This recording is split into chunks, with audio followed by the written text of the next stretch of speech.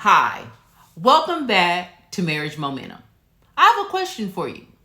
If God's wisdom, power, and guidance are available to every couple, why do some marriages remain steady through life storms while others are shaken by every challenge that comes their way? The answer may be simpler than you think.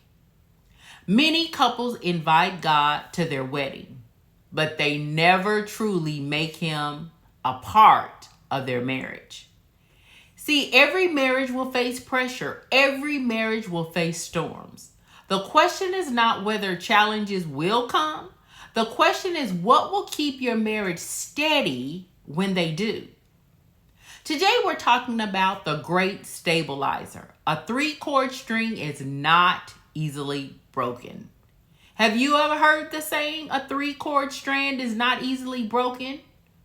The verse comes from Ecclesiastes 4:12, which says, though one may be overpowered, two can defend themselves. A cord of three strands is not quickly broken. And some translations say not easily broken. This passage is often quoted at weddings and used to describe God's design for marriage, where the husband and wife are joined together with God as the third strand. But what does that really mean? I want you to grasp the seriousness, the gravity, the significance, and the power of this passage. This is not just a beautiful verse for wedding invitations or anniversary cards or some framed wall art. It reveals a principle that can determine whether a marriage merely survives or truly thrives. I love looking at different translations because they often make things clearer and easy for me to understand. When we read several translations together, they help us see the fuller picture of what God is communicating. The first part of the verse in other translations read, and one standing alone can be attacked and defeated. One says, and though one can overpower him who is alone.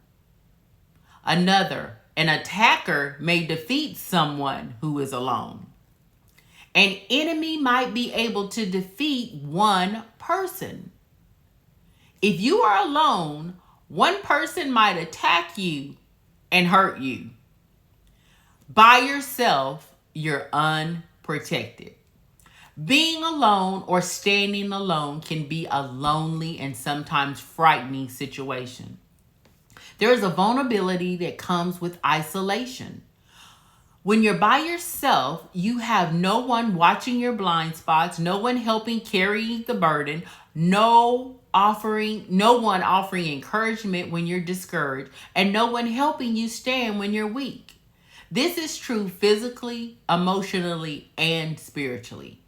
See, the enemy loves isolation because isolation creates vulnerability. When a husband begins carrying his struggles alone, or a wife withdraws into silence, they become more susceptible to discouragement, temptation, resentment, fear, and hopelessness. Then the marriage begins to weaken when one or both spouses start fighting life battles alone. The Message translation may say it best, by yourself, you're unprotected. God never intended marriage to be a solo journey. The next part of the verse reads, but two can stand back to back and conquer, or back to back to defend each other. Two can resist him, but two together can put up resistance. Two people can stand. Another translation, two people together can help each other win the fight. Two people can resist an attack that would defeat one person alone. With a friend, you can face the worst. Two can drive the attacker away. From these translations, I gather the simple message. Two are better than one. The odds are better when you have someone on your side. Usually when there are two against one, the two-person team comes out on top. But this goes deeper than simply having another person nearby. Notice the phrases back to back, defend each other, resist together, help each other win the fight. Marriage was never intended to be a husband versus the wife. It was designed to be a husband and a wife versus the problem. When one spouse is weak, the other provides strength. When one is discouraged, the other offers encouragement. When one loses perspective, the other provides wisdom. When one stumbles, the other helps them back to their feet. A healthy marriage creates a partnership where two people stand together against whatever comes their way. Instead of attacking one another, they defend one another. Instead of competing, they cooperate. And instead of keeping score, they fight for the same outcome. As the Message translation says, with a friend, you can face the worst. That's what marriage should provide. A trusted partner who stands with you through life's best moments and life's hardest battles. Then the final part of that verse reads, 3 is even better. For a triple braided cord is not easily broken or quickly broken. Another translation says a 3-ply cord doesn't easily snap. 3 people are even stronger. They are like a rope that has 3 parts wrapped together. It is very hard to break. Can you round up a third? A 3-stranded rope isn't easily snapped. Notice the progression of this. 1 person can be defeated.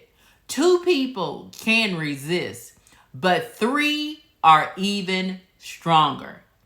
A single strand has strength. 2 strands have greater strength.